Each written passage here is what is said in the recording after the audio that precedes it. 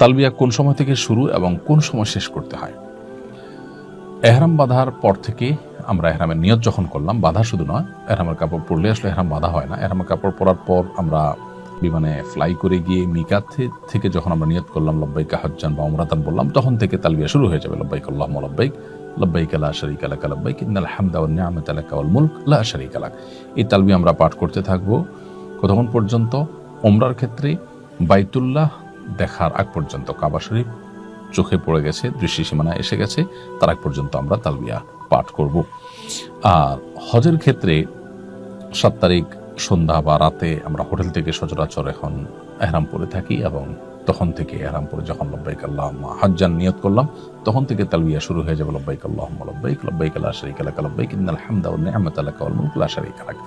এই তালবিয়া চলতে থাকবে 8 তারিখ পুরো দিন রাত, 9 তারিখ পুরো দিন রাত, এবং 10 তারিখ পাথর মারার সময় শুরু হয়। এই পাথর মারা পর্যন্ত তালবিয়া চলতে থাকবে। তাহলে হজের তালবিয়াটা আমরা যখন এহরাম পড়লাম হজের জন্য 7 তারিখ রাতে কিংবা 8 তারিখ সকালে যখনই পড়ি, তখন থেকে তালবিয়া শুরু হয়ে যাবে। এটা 10 তারিখ অর্থাৎ ঈদের দিন জামারাতে পাথর মারার আগ পর্যন্ত, জামারাতের কাছে চলে আসছি পাথর মারতে, তখন তালবিয়া স্টপ হয়ে যাবে। তাহলে এই পুরো সময়টুকু থেকে থেকে থেমে থেমে আমাদেরকে তালবিয়া পাঠ করতে হবে।